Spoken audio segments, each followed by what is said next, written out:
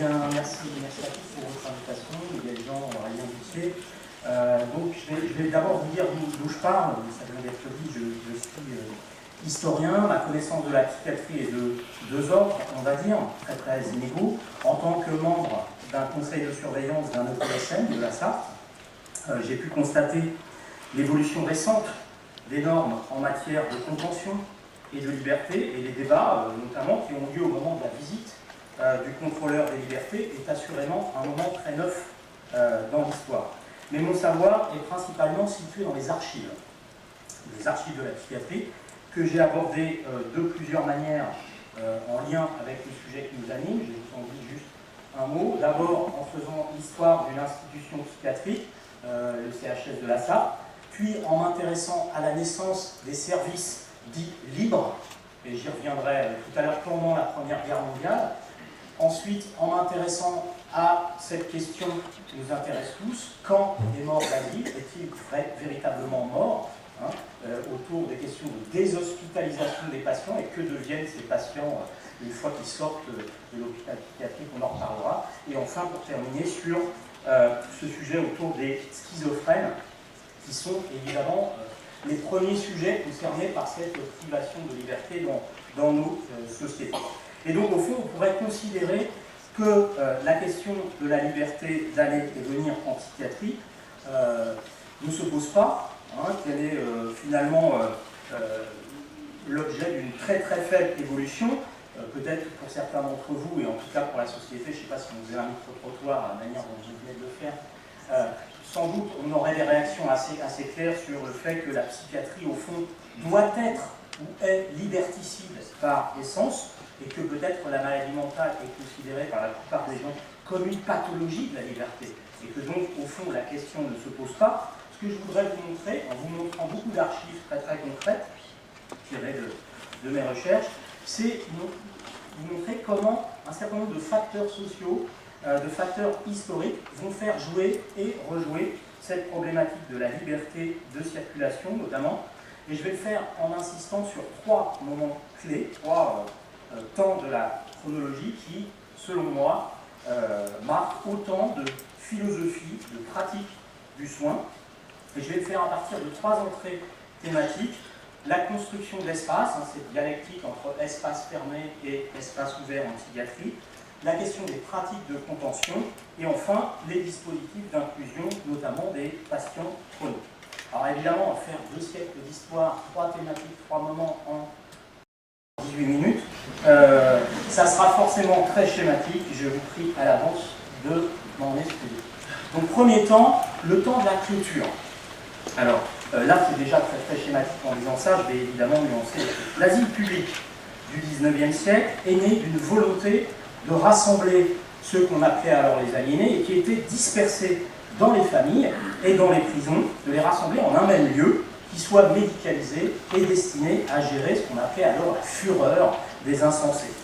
On effectue alors, il y a 2 siècles, une translation d'espaces qui sont fermés, des cabanons privés dans les jardins, des cellules des hospices des prisons, à un autre espace fermé, mais dont la fermeture est désormais fondée sur une idéologie du soin. Et cette conception du soin, elle est très bien connue, la folie est considérée au XIXe siècle comme curable, mais seulement curable par une soumission à un ordre asilaire, qui suppose un enfermement, un traitement moral, et donc un isolement du sujet insensé par rapport à sa famille, par rapport à la ville, par rapport à la civilisation qui rend fou. Ça conduit à un type d'architecture. Alors ici, c'est le magnifique ancienne asile du Mans, qui est classé monument historique et qui est, comme vous le voyez ici à travers diverses images, un assemblage en fait d'espaces clos. L'établissement est clos sur lui-même, mais chacun des services est conçu comme un espace clos, autour d'une cour close. Je ne sais pas si j'ai un petit pointeur qui permettrait quand vous avez ça ici en bas à gauche, et les circulations elles-mêmes sont closes, puisque ces belles galeries qu'on croit souvent ouvertes et qui permettent la circulation dans l'institution ont été, comme vous le voyez sur la photographie en bas à gauche, la plupart du temps fermées. Donc on a évidemment là une idéologie architecturale de la fermeture. Les modalités légales de l'hospitalisation, qui sont fondées par la loi de 1838, n'existent alors que dans la privation de liberté, qu'il s'agisse du placement d'office ou du placement dit volontaire, qui en fait n'a rien de volontaire, qui est en fait ce qu'on appellerait un placement à la demande d'un tiers. Seule, éventuellement, la classe sociale d'origine permet d'échapper partiellement à certaines formes de clôture, par exemple dans les pensionnats pour les riches patients. Dans cet espace, le recours aux contentions est massif. Et ce phénomène, qui est d'ailleurs assez peu visible à l'échelle légale, assez peu discuté dans les revues médicales, eh bien le phénomène devient évident lorsqu'on se plonge dans les archives institutionnelles. Ce que vous avez ici représenté, c'est l'ancêtre du registre que vous remplissez vous maintenant peut-être électroniquement et qui existe déjà au XIXe siècle dans l'hôpital du Mans, où on consignait jour par jour qui était en camisole, qui était en manchon, comme vous voyez, qui était entravé. Ici, c'était rempli tout à fait précisément. L'autre document que vous avez en bas, c'est une affiche d'adjudication qui, à l'ouverture de l'asile de la Sarthe en 1834, commande en fait du tissu pour fabriquer des camisoles, et on en commande 50 mètres à l'ouverture de l'asile, 50 mètres, ce qui correspond à peu près, alors je ne sais pas combien on fait de camisoles dans 20 mètres de tissu, je suis vraiment désolé, je n'ai pas vérifié ça. Mais en tout cas, pour un asile qui ouvre alors avec seulement 200 patients, on peut imaginer que sont disponibles dès l'origine 50 camisoles qui vont très rapidement s'user. Ces pratiques suscitent de très nombreuses controverses dès le XIXe siècle. La question de la contention n'est pas du tout nouvelle aujourd'hui. Au XIXe siècle, on en parle beaucoup parce que certains psychiatres défendent ce qu'on appelle l'idéologie du no restraint, c'est-à-dire de ne pas contenir les patients. Et dans les archives de l'hôpital du Mans, j'ai retrouvé des prises de parole d'un certain nombre de médecins qui interviennent notamment devant le conseil de surveillance pour dire toutes leurs pratiques et intervenir dans cette controverse. Je vous cite juste quelques extraits, je ne sais pas si c'est très lisible, je vous en cite juste quelques extraits. C'est la fin du XIXe siècle. Dans le corps médical, certains médecins sont partisans de l'emploi de la camisole, d'autres y sont opposés. Pour ma part, je suis partisan de la camisole. Je préfère contenir un malade plutôt que de devoir lutter avec les infirmiers qui, en se défendant de ces agressions, pourront le blesser. Les cellules, etc., contribuent à exaspérer le malade dans bien des cas. Deuxième extrait, j'ajouterai que j'ai omis de dire à la commission que je me suis souvent préoccupé de la difficulté de maintenir certains malades sans leur lumière, et qu'il y a déjà une dizaine d'années, j'ai fait construire à cet effet une sorte de cage qui coiffait le lit du malade, l'empêchait d'en sortir et de se blesser. Vous voyez, un dispositif qui permet de ne pas utiliser la camisole. Cet appareil m'a plusieurs fois servi avec succès. Il laisse le malade entièrement libre de tous ses mouvements. Ben oui, entièrement libre de tous ses mouvements dans son lit. Mais il s'est détérioré par l'usage. Donc la belle cage, malheureusement, on ne l'a pas retrouvée pour le musée, c'est vraiment dommage. Et comme il ne trouve pas journellement son application, il n'a pas été réparé. Je ne puis donc plus m'en servir. Et je ne sais pas du reste ce qu'elle est devenue. Enfin, dernier extrait, qui vous parlera certainement. Je trouve que les camisoles sont suffisantes. Elles sont ce qu'elles sont dans tous les asiles. Pour éviter tout, il y a, à mon avis, qu'un moyen. Pour éviter tout ça, il n'y a qu'un moyen. Et il est encore insuffisant. C'est la surveillance de nuit. Non pas celle qui consiste à faire traverser les dortoirs par un veilleur. Ce qui n'a le plus souvent pour résultat que de réveiller les malades et de provoquer ainsi parfois des accès d'agitation qui auraient pu ne pas se produire, mais d'une surveillance effective et permanente, un infirmier ne se couchant pas et restant toute la nuit dans le dortoir afin de surveiller à tous les instants ce qui s'y passe.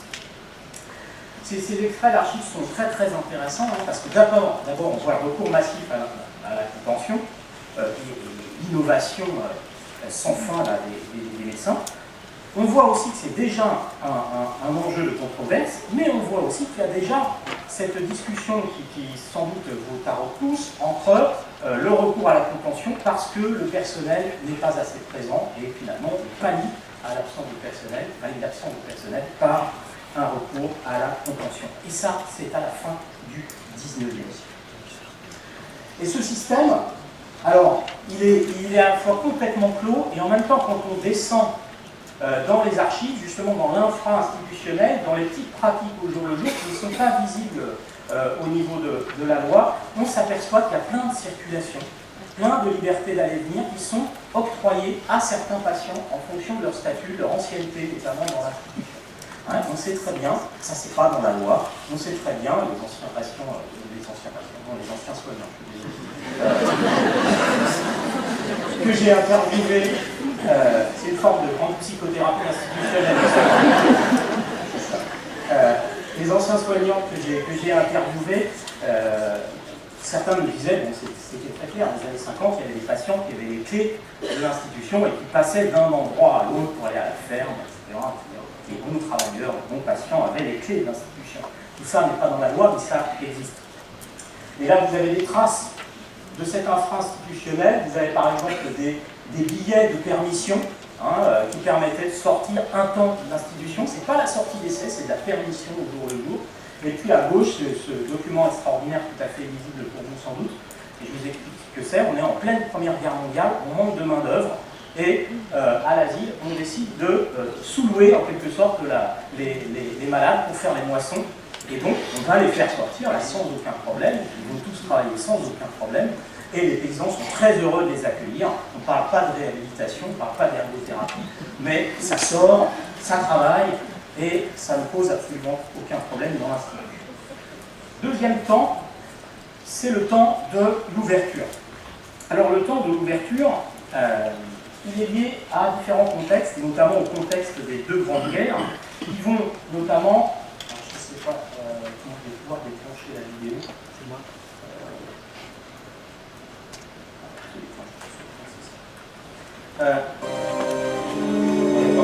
Éventuellement, voilà. La Grande Guerre fait arriver dans l'institution des personnes qui auparavant n'y étaient pas, et notamment ceux qu'on appelle les petits manteaux, les soldats troublés par la guerre, les traumatisés, les trembleurs, les paralytiques. Et à partir de ces cas qui posent énormément de problèmes à l'institution psychiatrique et à la science psychiatrique, eh bien on va faire évoluer des formes d'hospitalisation et on va notamment inventer ce qu'on appelle le service libre. C'est-à-dire, c'était des services conçus pour les soldats qui étaient destinés à quoi? À permettre en fait d'hospitaliser sans internet. Et donc ces services libres, dont un des premiers a été créé il y a à quelques kilomètres d'ici, à Sainte-Jeanne-sur-Loire, par le professeur Baruch, eh bien ces services libres sont des innovations institutionnelles tout à fait intéressantes qui vont permettre d'ouvrir l'institution. On peut repasser au diaporama s'il vous plaît. Ces services vont être fermés après la guerre pour les soldats, mais par contre on va en ouvrir pour les civils, ce qui va d'ailleurs déclencher parfois des polémiques sans fin, parce que, comme vous voyez sur l'affiche, dans le service libre de Paris, ouvert par Édouard Toulouse dans les années 1920, on va considérer que certes, il y a souvent des abus dans les internements, c'est pas bien de faire des internements abusifs, mais en même temps un service libre, c'est un peu la porte ouverte, la folie qui déboule dans la ville, et finalement ce service libre, il va avoir à la fois une belle presse et en même temps une image tout à fait terrible en même temps. À ces services s'ajoutent d'autres institutions à la lisière de la ville, notamment des dispensaires, mais je n'ai pas tout à fait le temps d'en parler. L'architecture évolue. Ici, vous avez quelques images qui représentent l'hôpital village d'Alonne, créé en 1968, qui est destiné à quoi? C'est le modèle de l'hôpital psychiatrique d'après la Seconde Guerre mondiale, destiné à la fois à abolir des murs visibles, il n'y a plus de clôture visible, il y a un éclatement de l'institution en service plus autonome, il y a aussi une représentation plus libérale de l'hôpital psychiatrique. L'image d'Alonne par rapport à l'image de l'ancien asile, c'est, comme le disaient aussi les anciens soignants, c'est le Club Med. Donc on envoie les patients au Club Med, ce qui est en termes d'image quand même tout à fait différent. Et comme on le sait, au Club Med, il y a beaucoup de liberté. Et donc, l'architecture de ce nouvel hôpital doit donner l'impression de la liberté, et elle est fondée à la fois sur une volonté d'humaniser le soin, et aussi, il faut bien noter, sur le recrutement d'un personnel pléthorique. Dans les années 70, il y a énormément de personnel, et de personnel infirmier psychiatrique formé. C'est la grande époque de la formation d'infirmiers psychiatriques.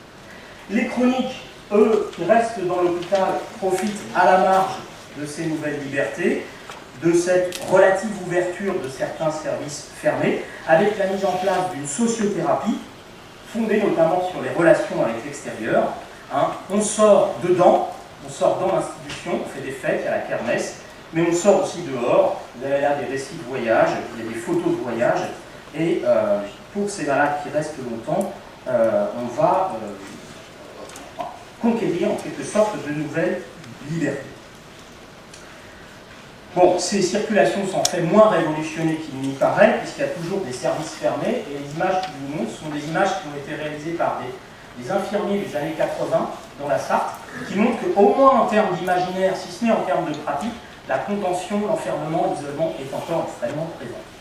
Il nous reste que quelques minutes pour la troisième partie, mais elle est importante, donc j'avance. On arrive au XXIe siècle, troisième et dernière étape de mon cheminement. Et ce XXIe siècle, il hérite de nouveaux facteurs d'évolution. Les neuroleptiques, l'arrivée des chimiothérapies, la volonté de moins recourir à l'hospitalisation, le déplacement des populations chroniques assez massif vers les hospices à partir des années 1960-1970, tout ça, évidemment, change considérablement les choses. Et donc, ces facteurs vont concourir à un repli au moins théorique des mesures de contrainte, même s'il est évidemment difficile de saisir, à partir de la loi, la réalité d'une baisse du recours à ces mesures et d'une ouverture plus grande des services. Cette époque est une époque contradictoire, et je vais terminer là-dessus. Et je vous en donne deux indices. En commençant par une anecdote, la photo que vous avez en haut à gauche avait été prise en 2010 lorsqu'on avait organisé l'exposition sur l'histoire de l'EPSM de la Sarthe. On avait retrouvé ces ceintures de contention en cuir qu'on avait exposées dans une vitrine. Moi, j'avais amené quelques étudiants qui me disaient « Mais comment ça marche, monsieur ?» Je dis « Je sais strictement rien, comment ça marche. » Et là, il y a un groupe de patients qui arrivent, qui visitent, et disent « Mais nous, on sait comment ça marche. » Et donc, ils nous ont montré comment ça fonctionnait. Ils ont pris, je ne sais plus, un étudiant petit, et l'ont contenu. Et on voyait bien qu'ils savaient bien concrètement comment ça fonctionnait. Donc là, on est dans les années 2010, la contention fonctionne encore très très bien.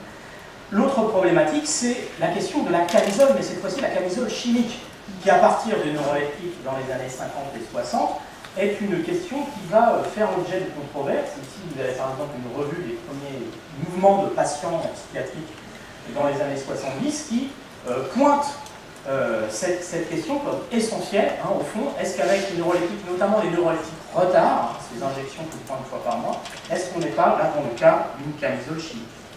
Mais en même temps, je disais, on est dans un temps contradictoire, on a des textes qui, depuis les années 80, se sont succédés pour reconnaître la liberté de circulation dans les institutions.